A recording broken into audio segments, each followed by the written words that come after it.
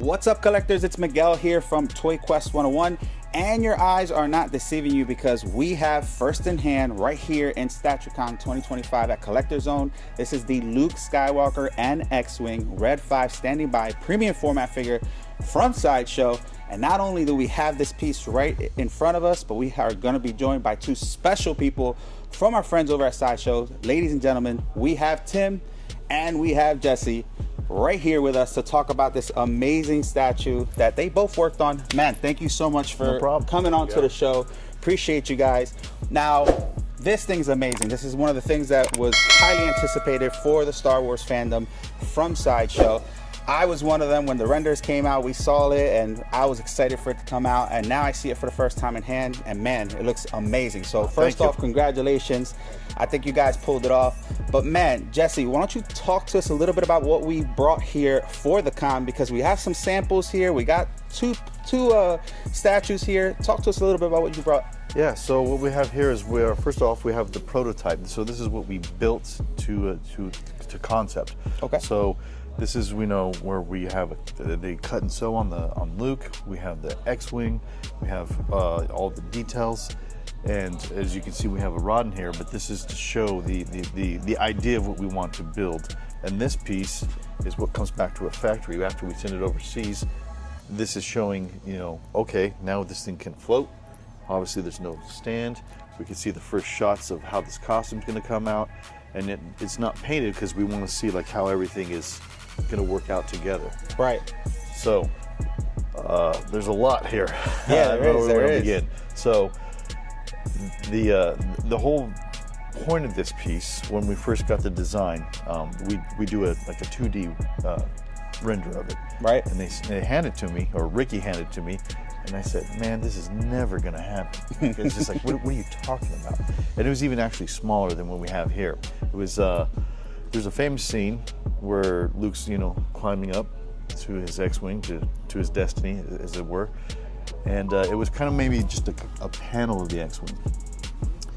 So as we're looking at this piece, we're like, well, I don't know if that reads enough to show what he's doing. And Tim and I are fans of musical theater, and we thought, well, this has got to be, it's almost like a stage, right? It's like, how much of the ship do you show? How much do you have to show? And how do you end the scene, right? And let your mind fill in the rest. So one of the things we thought was like, well, we definitely need the cockpit. We need the canopy to show what it's doing.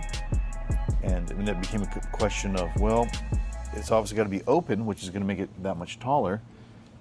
Like what are we going to do? How much are we going to show? How do we end all this stuff? So then we started thinking about the models that they used compared to actually the one-to-one prop that he actually was in. So we kind of combined the two. So a lot of the details and stuff aren't necessarily like the actual, cookie cutter film scene. Right. We put in the details from the model, put in some extra details. Bernie, who painted this piece, he's a super fan. Like he's the guy that really knows every nook and cranny of that costume. The cockpit, and he was talking about like, well, maybe what if we like added details from the filming model that you don't necessarily see in the one-to-one. So we put that in there, just put in some extra details, and then we thought, going back to the canopy, well, if it's up and you got a shelf, or depending where you're displaying this, is getting tall. So we thought, well, okay, we either want it up or we want it down. So that's how you can display it. So you can actually, I'll show it right now. We made a little piece here on our prototype. So,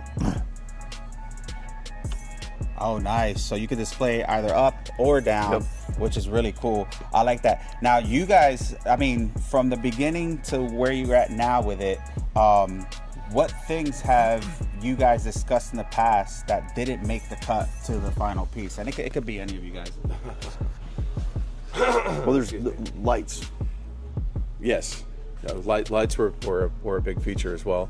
And so we kind of added that. You can see these little proximity display pieces right on the base. So those will be individual battery pieces, right? You can kind of lock on and turn on and stuff, which has a really cool dramatic element to this piece. I think probably the biggest solve that we had to figure out, Jesse was saying a little bit ago, is how much of the X-Wing are we including because the overall scale of this thing was difficult. So we had printouts around the shop, and we were showing like, okay, if we have this, it's just on poster board, right? So we're trying to get a sense of scale with this figure along this, and we're all, you know, we're moving it, we're shrinking it, we're kind of putting details exactly where they need to lie. We're checking the film, we're checking the model. So a lot of these things are like just internal. Let's get a sense of how big this damn thing is going to be, and then we moved to outputs at one point too, so we could really be like, all right, are we crazy right now for trying to figure this thing out, and we got to make it float, and that's a point of engineering, Jesse, you could probably touch on even more, because again, when we're looking at this concept, we're saying, one, I mean, for my part, we're looking at what I have to do and what I have to achieve with this costume. So I already know it's going to be a difficult pattern to figure out. His pose is difficult. He's got multiple points of contact, which is another difficult thing to engineer. So having that be a full suit and connected to this ladder and floating this whole thing, it really is it was all hands on deck thing to figure out how to do this the best way. Yeah, because obviously you have a big mass of a ship here, right? Right. So. And as we're thinking, like, so that scene, he's actually, both his feet are on the ladder, like he's up on the ladder, and when you actually look at it, the ladder does not contact to the ground. So it's like, right, well, there's no touch point for this ladder. So, okay, well, what can touch? Well, there's the fueling hose. They obviously have that, and that's kind of part of like the theater of it all is. Okay, so it's not exactly, because if we would have built the X-Wing, I mean, I think that hose is over here. So you kind of have to adjust and make things work accordingly without breaking the silhouette or even breaking what people will see. So it's like, well, let's try to do this. Maybe we'll do the fueling holes is what's going to be holding him up. And then we realize, well, we got to get him on the ground, so he's another point of contact. So okay, we got two. And then thinking like, okay, so now we've got, a giant cockpit floating in the air, and where do we cut the cockpit? So if this was like real X-Wing, it'd probably be about this deep, huge. right? Yeah, It'd be deep. Right. It's like, well, people, you can't have so deep that it's kind of not intuitive, but it's just like it doesn't really work, because. So it's like, so where do we cut this piece? And as you cut it, you're like, well, we're cutting this thing like a laser. What's going to be where the cuts are? Because you can't just have black or, we even talked about, like, are we going to put details in there, or are we just going to show it? So through the years of Star Wars, right, people have figured out what every little nut and bolt to put this thing together is. They're diehard fans. Yep. That's right. Okay, so we have a lot of these cool cross-section books. So we took a look at those. Okay, there's some great info there and some great details, and that's where we took some inspiration. Okay, we fill in the blank. Aaron McNaught he did all the sculpture on this, and he's like, okay, so he was looking at a lot of pictures and going, hey guys, if I'm cutting it here and there's a detail here, we might have to shift this, or like how far, so you're always balancing, like, how much are you going to show as opposed to what your mind fills in, right? Yeah. So, because I think when people see this, they know exactly what this is, and they just know that there's an X-Wing here. Right. Dude, so listen, it's funny because, obviously I'm online, I see people's reaction. I'm sure you guys too. And a lot of people are saying, we wanted the whole X-Wing, but you guys now see, right? I'm not the biggest guy in the world. These guys are tall, right? This thing is massive. So I don't think you know what you guys are asking for, right? Although we all would love a full-size X-Wing, right? One day. But I think you guys really pulled it off. We actually started. So this is, we did a digital render of this, a digital sculpt. So when this was sculpted, he's like, well, let me just bring in a digital model of an X-Wing to show, like, scale, like, and that's how we visualize it. Okay, this is how big this is in reality, which is, I think it's off camera, right? I mean, you would never. It's ginormous, right. And I think people. I think that's kind of the thing where people, especially my age, we always had the toy to play with, and the toy was tiny. Right. You put them in it, so your mind was always, okay, this is how big an X-Wing is. And when you're seeing them on screen and they're flying and all the great shots, that when they built this 1-to-1 and you actually see it, you take a step back and go, man, this thing's huge. Yeah. So where do you know, there's compromises. There's always compromises of reality and what can be done. So I think, you know, as we go back and forth, it's like, you know, deciding like how far we cut this, you know, what parts are important, right? Like, so how much of this do we have to show that it's actually the X-Wing? Because like I think the original concept, there wasn't as much as this. I mean, it was really, I think, a So you guys added more. Oh yeah, That's awesome. because when we started, you know, mocking things up and we put that on there, I thought it was like, it doesn't say X-Wing yet because we don't have the colors. We need red, we need the white, we need the blue, and it's like, well, we really need that cockpit. And it's like, wait, and that cockpit's open. It's like, yeah, it is. It's like, okay, all right, let's do this. So we start, you know, cutting here, adding here, and then realizing, you know, as you come on the backside of this, all this detail. So, you know, okay, well, we definitely need that little cutout for the torpedo. We need all these things to help just, you know, guide your eye, I guess, as will. And then this is just the background. We're not even talking about this guy yet, right? Talking about Luke yet. Oh my God. So it's like, okay, so all this thought and process like this, like, okay, I think we got this. And then it was like, now we have to make this. And I know people see this orange suit with this little white bib, but there's a lot of involvement to this costume that I don't think people quite understand the level of details and nuance there is to this this whole thing. And Tim can talk more about that. Well, now that we're finally talking about Luke, you know, this is one of those characters that's like it's totally synonymous with Star Wars. This particular flight suit, color, and pattern, and everything. So I got very, very acquainted with this thing after so many years of being a fan of this look. We've wanted to do this at Sideshow for a long time. Yes, a really long time. We've done multiple versions of Luke. So premium format, it was a match made in heaven, honestly. I say that now, but in hindsight, this thing was really difficult to figure out. You know, part of my process, I brought some things along to show you guys, just to get a sense of, you know, how much things can change and evolve over time. But as I'm patterning a suit out, as I have on here, you'll see I'll start with basically a 3D printed body, like a mannequin, start getting a sense of what the fabrics are going to be doing at this scale. And my thing always is I can't make something that's going to go against or throw the scale off. And that really is a very difficult part of the job, is making sure the fabrics and folds and wrinkles and everything is where it should be. This thing is stitched like crazy, so that getting all the, it's an organic process, but this one in particular was, it's so geometric, all the shapes on this thing. It's got a lot of hard angle pockets and flaps and everything that's kind of defining along where the pattern is actually sewn together. So that was another thing I had to be considerate of, but I wanted everybody to look at this and know, like, that's definitely Luke. He's definitely going in his X-Wing, and you shouldn't be able to tell where I made the concessions with the pattern. You know, their alterations, left and right sides have to be unique for that reason, which is part of my process also. You know, I'll start out normally with a straight up and down pattern of a flight suit that I'll create, measure the body and do all that stuff. And then that'll be the point where all right, I need to evolve this. I need to add fabric here. I need to shift this over.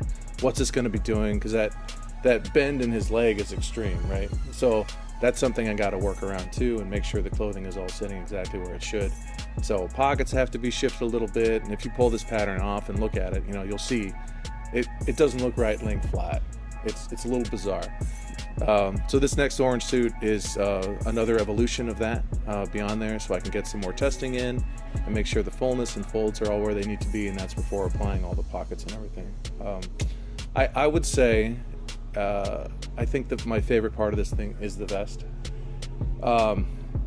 And again, when looking at that thing, it's funny because, you know, it's one of those garments where you don't necessarily realize how much detail is required to make it work the right way. It's not just row after row of stitching, but instead he has multiple lines to fit these little bibs in there, as you can see. So it's like you do a row of stitching, and then you have to account for a bib, and then you have to do another one, or ribs, I should say. Sorry. So each of those is now lined with a small piece of armature wire, so you can actually get a sense of bending it, and it gives it a sense of weight. So be able to fold it and form it around his body as it should. And the original one that they used for the movie, that one, they all had little rods running through each one of the ribs there. So that was something I wanted to incorporate too. And it's such a unique look and such a cool little garment. But again, so much stitching and so much detail to try to implement into this thing. And we tried. And then beyond that, the overall color had to be addressed. The painter Jesse mentioned, Bernardo, a little while ago. He's Mr. Superfan. Let me tell you. I mean, he was coming to my office every day. I kid you not. We're talking about several weeks to months on this thing, and he was checking in and looking at my stuff. He has a replica flight suit himself that he brought in, so we were going off so many images and museums and all. I mean, everything. We were looking at everything. There's a lot of. It's almost like a weird archaeology in a weird way. Where yeah. It's okay. So first of all, did they make this custom suit for the movie, or is this something that they recycled or just pulled off a shelf in a sense? It's like, okay, this is what this is, right? So that. So there's a history to this. So you study that from that point of view, and where did they alter on this? Yep.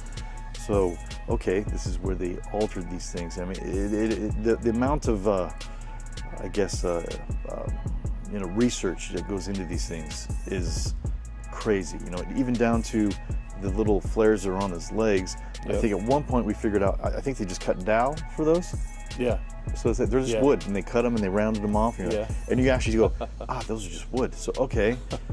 So, and then now we're talking about a sci-fi movie that, they never even mention these things in the movie, but you're like, well, what did they evolve to? Because like I said, as time goes on and people fill in the blanks, they fill in the blanks not even for the X-Wing, they fill in the blanks for the costume. So everything now is, people know what they are. So it's like, okay, I mean, we're coming up on 50 years for this movie. Yeah, almost. And there's a lot of people know all the little nuances and points which they remind us of constantly. Yeah. Yes.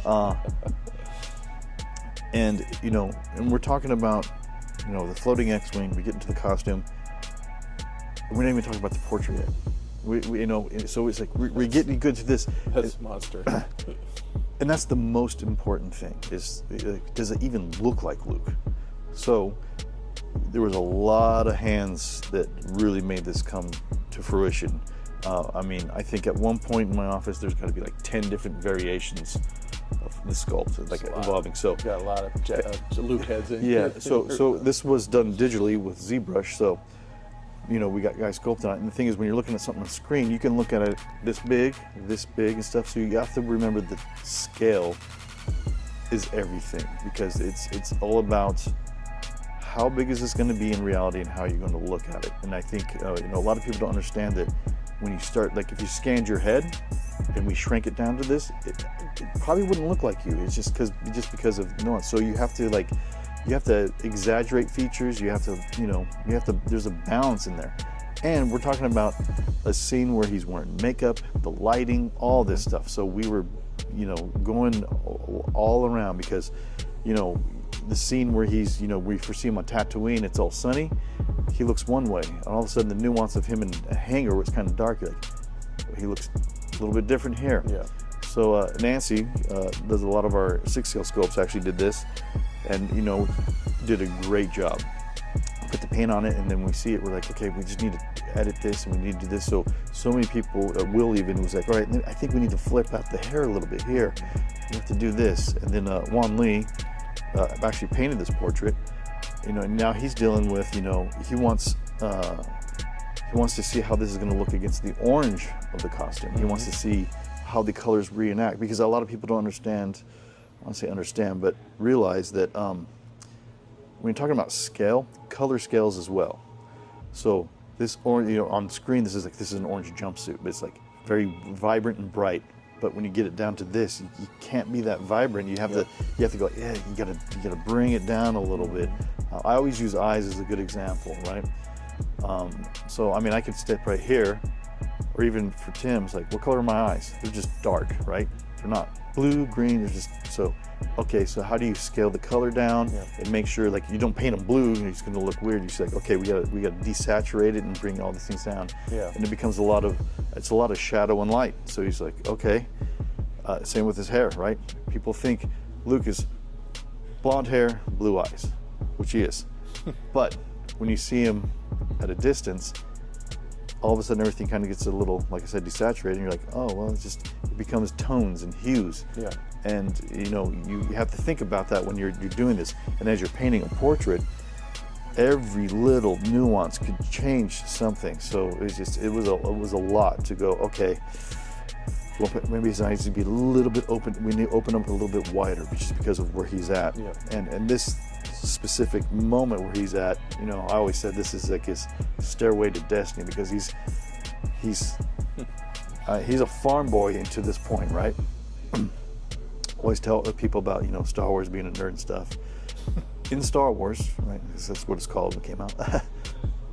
How many times does Luke use his lightsaber? How many? I think two. Two, right? Because it wasn't a lot. Like he just he never used. He turned the damn thing on. He turned it on, and then he's doing the remote. Yeah, yeah. And that's it. But people always have this thing like, oh, he's his lightsaber and all this stuff. He doesn't even have it on this particular figure because he doesn't have it. And so he's going this moment, right? And like, he gets into this flying off, and it wasn't until Ben says turn off targeting systems. Like, okay, I mean that's where Luke becomes Luke. Like that he uses the Force. It's like, all right, but at this point, this is like, to me, this changes farm boy to Jedi. Right? He's like, okay. So we had to, make sure, he's young, he's youthful. We want to make sure all that stuff is like the moment. I mean, this is it for him. He crosses over a line, in my opinion, to become an icon. Yeah, that's like the best explanation to this, because like my favorite part is the look back on the ladder. I think that's like iconic, right? Him coming up to the Falcon and stuff.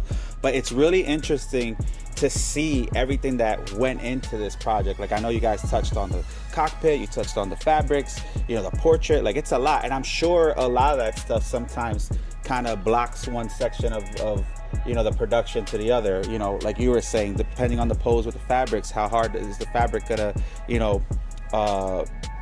be to do around that that leg and stuff.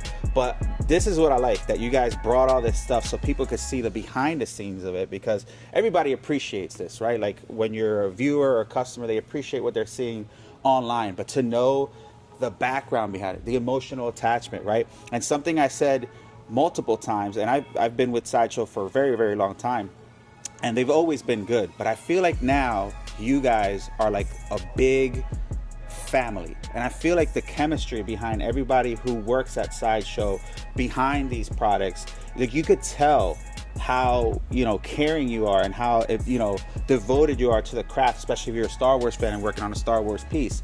And it just shows in the product. Like, it really shows all that went into it. And you guys like you guys said, there's so many people that worked on this project, and I feel like you guys created a masterpiece with this. And listen, I'm not gonna lie, when like I said before, when I saw this render, I was like, man, this is gonna be freaking awesome. And when it came out, I was like, oh, this is great. And now I'm looking at it like, oh, come on, man. Like, obviously I'm gonna order it, but man, this is like, the engineering is like breathtaking. Fabrics, just everything. The portrait came out amazing. The paint job came out amazing. And I know you guys are still doing a lot of stuff to it. Again, that my favorite part, again, is that look back, right? I think I love that. And you guys transitioned from this to this, because now, for those who are talking about leaning issues and stuff like that, obviously it's a big piece.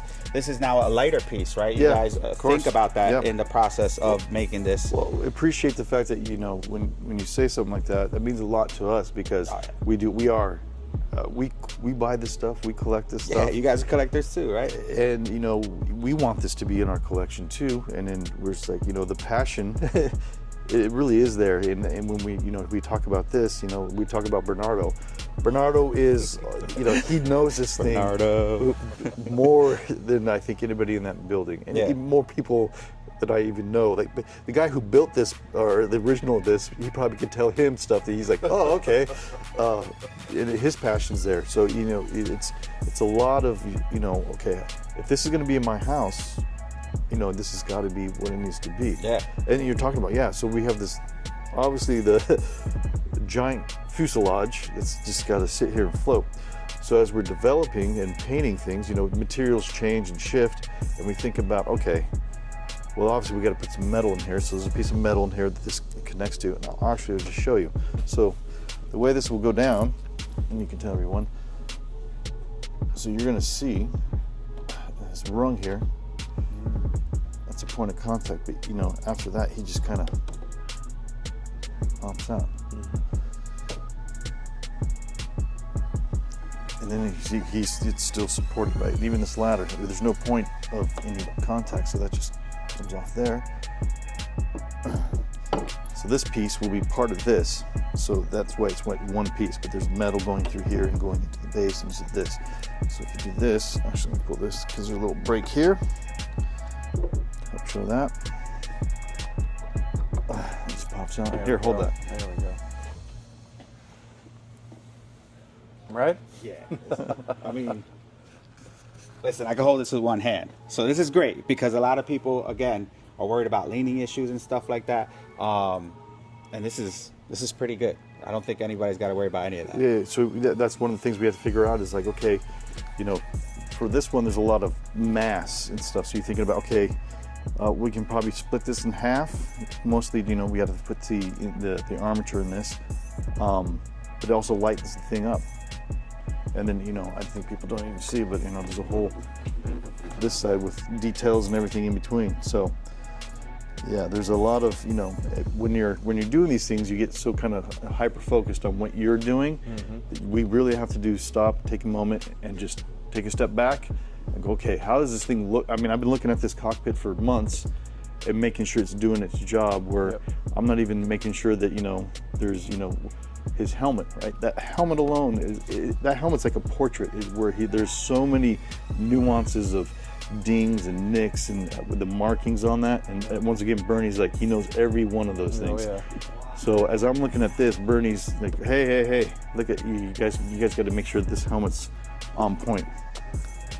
Listen, that's fantastic, and that's the little Easter eggs that I love, right? Like hearing how things were made and how like detailed you want things to be. And again, Star Wars, man, the fans out there, they know, right? Oh yeah, they let us know too. Oh, I know. Trust me, I get the tail end of it too in my reviews and stuff, so I get it. I gotta ask though, right? So I know obviously we talked about a lot of things, the creative process, you know, the ideas, all that stuff, all the people who work behind it.